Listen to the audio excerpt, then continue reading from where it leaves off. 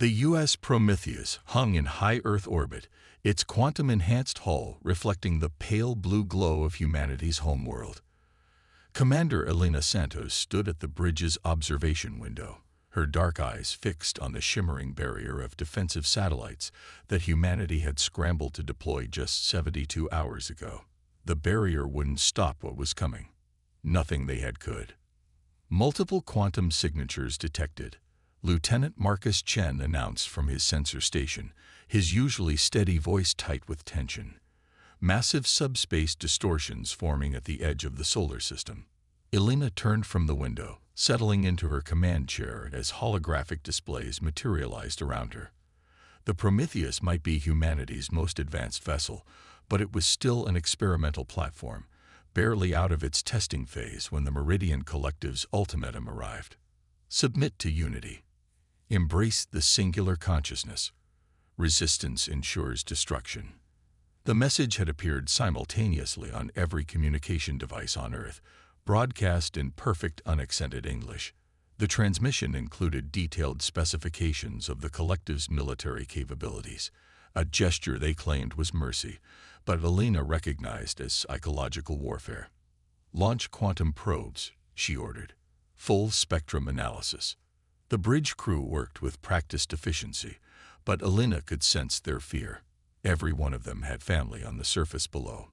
The collective had given humanity 48 hours to surrender. That deadline had passed 24 hours ago. Probes away, Marcus reported. Reading. Jesus Christ. Commander, I'm tracking over 300 capital ships emerging from subspace. Energy signatures are off the charts. The main view screen shifted, showing the collective fleet materializing like crystalline snowflakes against the void. Each vessel was a perfect geometric shape, their hulls composed of living metal that pulsed with internal light. They moved in absolute synchronization, a testament to their unified consciousness. Message incoming. Communications Officer Yuki Tanaka announced. Text only. Your species' continued biological and technological development threatens the harmony of unified consciousness. Submit or be erased. Elena's jaw tightened. The Prometheus carried an experimental quantum navigation system that interfaced directly with human consciousness, allowing for intuitive faster-than-light travel. Initial tests had shown it was far more efficient than conventional FTL drives. Now Elena understood why the collective had come. They'd detected a species on the verge of developing technology that could challenge their dominion. Status of the quantum drive, she asked. Chief Engineer Dr. Maya Patel's voice came over the comm. Online but untested in combat conditions, Commander. The consciousness interface is stable, but we don't know how it will react under stress. Helena nodded. They'd never wanted to test the system in battle, but now they had no choice. Earth's conventional defense fleet was gathering behind the satellite barrier, but they were hopelessly outgunned. Commander, Marcus called out, his hands flying over his console. The collective fleet is launching what appear to be consciousness suppression devices. They're targeting major population centers. Elena's blood ran cold. The collective wasn't just trying to conquer Earth. They wanted to forcibly integrate humanity into their hive mind. All hands, battle stations, she ordered, her voice steady despite the fear churning in her gut. Dr. Patel, initialize the quantum drive. Lieutenant Chen, plot an intercept course for those devices. Weapons, ready quantum torpedoes. The Prometheus's engines hummed to life, the quantum drive creating the subtle resonance that Elena could feel in her bones. As the ship accelerated, she felt the familiar sensation of the consciousness interface activating, connecting her mind to the ship's systems at a fundamental level. Collective vessels moving to intercept, Marcus reported. There, adapting their formation. Commander, I think they can sense our quantum signature. Through the quantum interface, Elena could feel the collective's presence, a vast, singular consciousness that viewed human individuality as a disease to be cured. But in that moment, she also sensed something else. Fear, not of their weapons or technology, but of what humanity represented. The chaos of individual thought. the unpredictability of free will, the potential to choose a different path. "They're afraid of us," she whispered, the realization crystallizing in her mind. "Not because of what we are, but because of what we might become." The Prometheus accelerated toward the collective fleet, a lone vessel against an armada. But as Elena merged her consciousness more deeply with the ship's quantum systems, she understood that this wasn't just a battle for survival. It was a fight for the very concept of individual consciousness, for the right of all sentient beings to choose their own path. "All hands," she broadcast shipwide. "What we do here today isn't just for Earth. It's for every being that values the freedom to think, to choose, to be different. The collective believes their unity makes them superior. Let's show them the power of human diversity." The Prometheus's quantum drive pulsed, and reality itself seemed to shiver in response. The battle for humanity's future was about to begin, and Elena Santos intended to make the collective question everything they thought they knew about consciousness, unity, and the true nature of strength. The Prometheus shuddered as another collective beam weapon sliced through space where they had been microseconds before. Elena felt the quantum drive's response through the consciousness interface, not just the ship moving, but reality itself flexing around them like a living thing. "Multiple targeting locks," Marcus reported, his fingers dancing across his console. "The collective is predicting our movement patterns with 99.9% accuracy." Elena allowed herself a grim smile. "They're about to learn that last 0.1% makes all the difference. Dr. Patel, initiate quantum consciousness expansion." "Commander," Maya's voice held a note of warning, "we've never tested the system at full capacity. The theoretical models suggest human consciousness might." "We're out of options," Elena interrupted. "The collective predicts our movements because they're calculating probabilistic outcomes. Let's show them what happens when human intuition meets quantum uncertainty." The quantum drive's hum deepened, and Elena felt her consciousness expand. Suddenly, she wasn't just connected to the ship. She could see probability itself, countless potential futures branching out like a crystalline web. Through the quantum interface, she sensed her crew experiencing the same phenomenon, their individual minds linking not into a hive mind, but into a quantum network of infinite possibilities. "Multiple collective vessels advancing," Marcus announced, but his voice seemed to echo across probability space. They're attempting to trap us in a causality net." Through the quantum-enhanced sensors, Elena watched as the geometrically perfect collective ships moved to surround them, their formations designed to eliminate every possible escape route. But where the collective saw mathematical certainty, Elena saw something else: the spaces between possibilities. "Quantum torpedoes armed," Weapons Officer Sarah Chen reported, her consciousness resonating through the ship's systems. "But Commander, their shields are adapting to every frequency we've tried." "Then let's try all frequencies simultaneously," Elena responded, the idea forming as she perceived multiple timelines at once. "Dr. Patel, can we modulate the torpedo quantum signatures to exist in superposition until impact?" There was a pause as Maya's consciousness processed the request across probability space. "Theoretically, yes. We can entangle the warheads with the ship's quantum field. They wouldn't solidify into a single state until observation." "Do it," Elena ordered. "Lieutenant Chen, plot an attack course that takes advantage of quantum uncertainty. Don't think like a human or a computer. Think like a possibility." The Prometheus's engines pulsed as Marcus engaged the quantum drive. Through their expanded consciousness, the crew felt the ship slide between probability states, existing in multiple positions simultaneously. The collective's perfect formation suddenly seemed rigid, inflexible, unable to adapt to an enemy that refused to commit to a single reality until the moment of impact. "Quantum torpedoes away," Sarah announced. Elena watched through quantum-shifted perception as the weapons approached the collective fleet. The crystalline vessel's defenses were based on perfect prediction, on knowing exactly where and how an attack would manifest. But the torpedoes existed in quantum superposition, carrying the uncertainty of human consciousness within their warheads. The results exceeded even Alina's expanded expectations. As the torpedoes detonated, they collapsed into reality at multiple points simultaneously, their quantum signatures resonating with the collective's consciousness-linked systems. Ships that had stood against entire alien armadas began to falter, their perfect geometric forms distorting as quantum uncertainty infected their unified network. "Commander," Maya's voice held a mix of awe and concern. "The quantum field is having an unexpected effect on the collective consciousness. Their unity, it's developing quantum characteristics. They're experiencing probability uncertainty at a cognitive level." Through the quantum interface, Alina sensed the truth of Maya's words.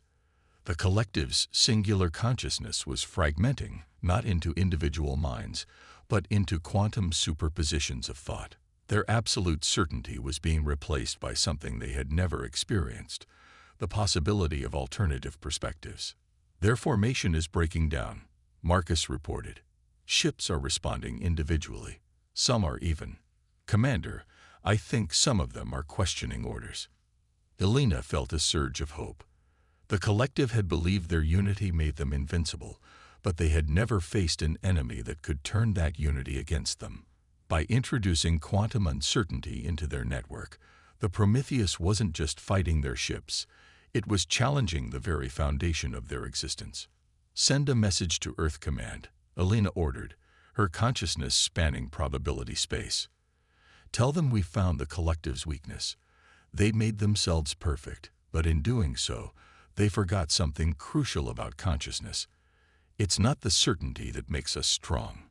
It's our ability to imagine alternatives, to exist in the space between what is and what could be."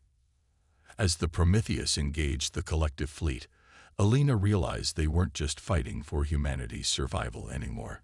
They were fighting for something far more fundamental, the right of all consciousness to exist in a state of infinite possibility, to choose not just between options, but to imagine new ones entirely. The quantum drive hummed, reality flexed, and the battle for the future of consciousness itself continued across probability space.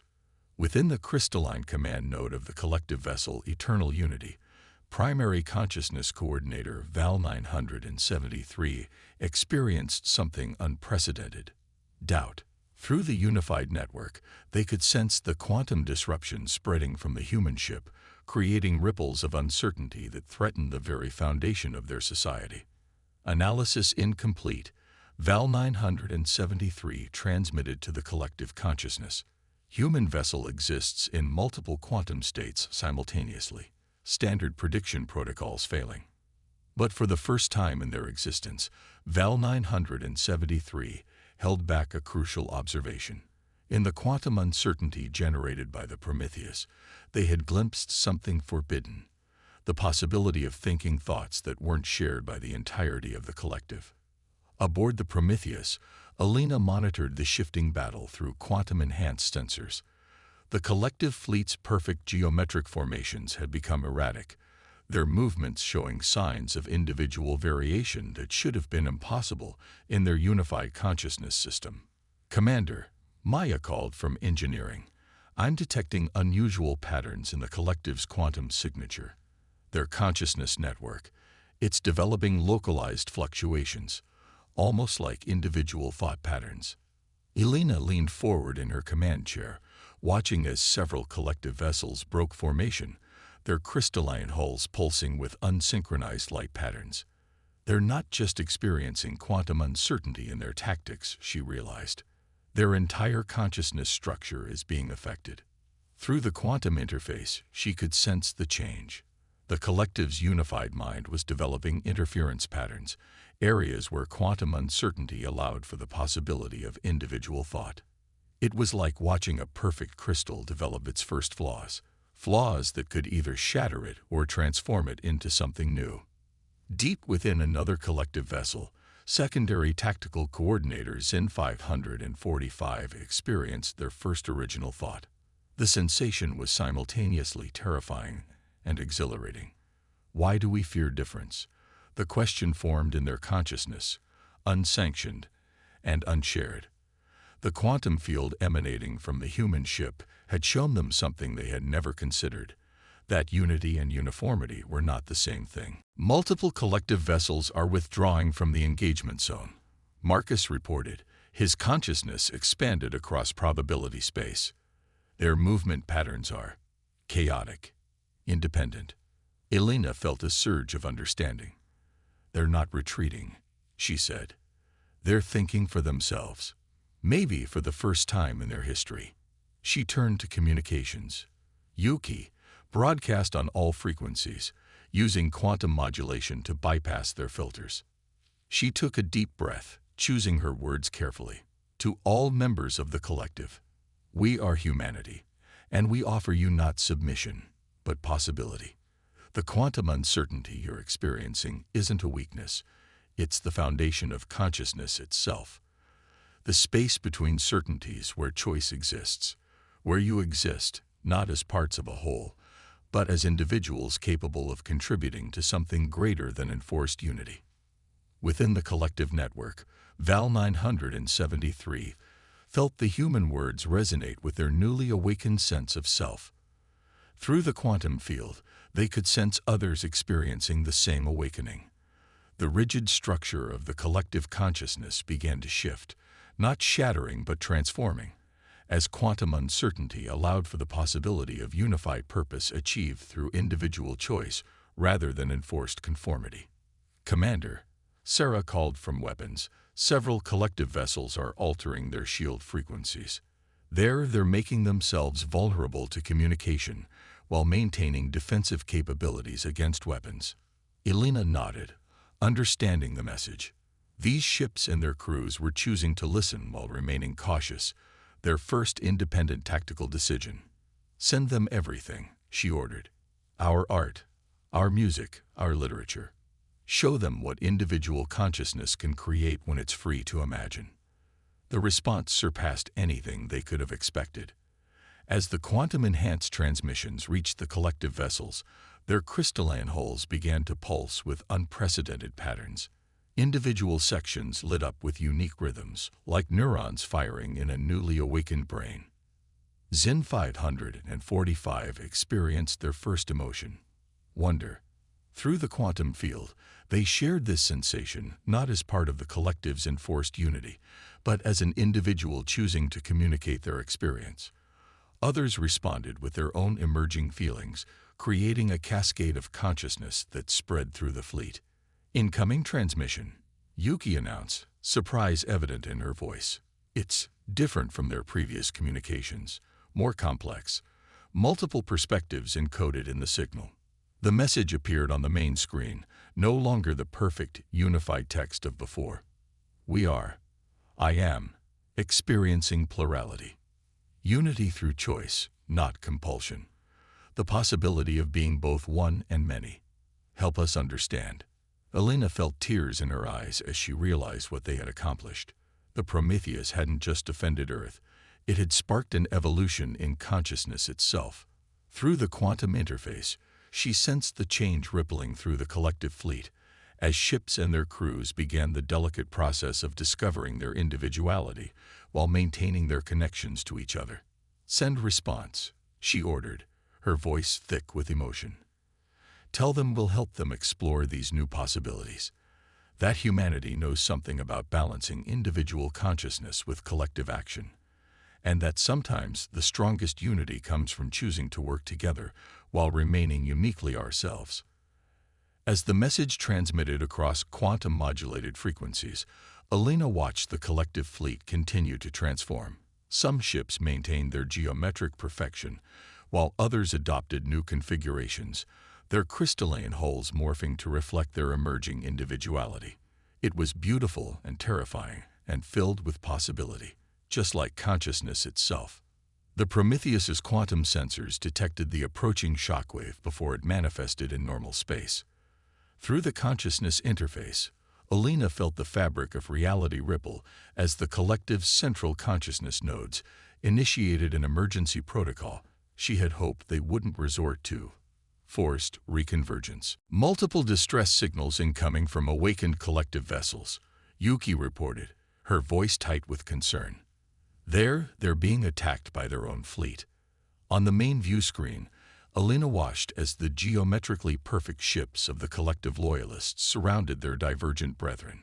The crystalline hulls of the awakened vessels pulsed with chaotic individual patterns of light, a visible manifestation of their emerging consciousness. The loyalist ships, in contrast, maintained their cold, synchronized glow. They're trying to purge the quantum uncertainty from their network. Maya's voice came through the calm, urgent, and analytical. The loyalist ships are generating some kind of consciousness realignment field. If they succeed, all the individual awareness we've helped awaken will be erased. Val 973's transmission cut through the quantum static, their newly individualized consciousness reaching out in desperation. Help us. The core consciousness sees our awakening as a viral infection. They intend to rewrite our neural patterns, force us back into absolute unity. Alina felt the weight of command pressing down harder than ever. The Prometheus had succeeded beyond their wildest hopes in awakening individual consciousness within the collective, but now those same individuals faced extinction. Through the quantum interface, she could sense their terror and determination. Emotions experienced for the first time by beings who had never known individual existence. Dr. Patel, Alina called, an idea forming in her quantum-expanded consciousness. Can we extend our ship's quantum field? Create a safe zone where their consciousness realignment can't reach? Theoretically, yes, Maya responded, her mind racing through calculations across probability space. But maintaining a quantum uncertainty field that large would put immense strain on our systems. We might lose our tactical advantages. Some things are worth the risk, Alina decided. All hands, prepare for quantum field expansion. Lieutenant Chen, plot us a course right through the middle of that loyalist formation. We're going to show the collective that humanity protects its allies, especially those who choose freedom of thought. The Prometheus's quantum drive hummed to life, its distinctive resonance-changing pitch as Maya redirected power to the field generators. Through the consciousness interface, Alina felt the ship's quantum bubble begin to expand, creating a zone where uncertainty, and thus the possibility of individual thought, could exist protected from the collective's forced reconvergence. Incoming transmission from the collective core, Yuki announced. Text only. The message appeared on Alina's command display. Your interference threatens the foundation of our existence. Unity is perfection. Diversity is chaos. You will be erased, and order will be restored. They still don't understand, Alina murmured. Order doesn't have to mean uniformity. She straightened in her chair. Battle stations. Let's show them what organized chaos can do. The Prometheus accelerated into the heart of the conflict, its expanded quantum field rippling through space like a wave of possibility. The effect on the nearby collective vessels was immediate. Those already awakened to individual consciousness found their neural patterns protected, stabilized within the quantum uncertainty field. Others, still linked to the core, but now exposed to the field's effects, began experiencing their first moments of independent thought. Multiple quantum signatures detecting. Marcus reported, his consciousness tracking probability patterns across space. The awakened ships, they're organizing themselves, not through forced unity, but they're choosing to coordinate. Alina watched in amazement as the liberated collective vessels formed new patterns, their formations fluid and adaptive rather than rigidly geometric. Led by Val 973 and Zen 545, they were discovering how to maintain connection while preserving individuality. Commander, Sarah called from weapons.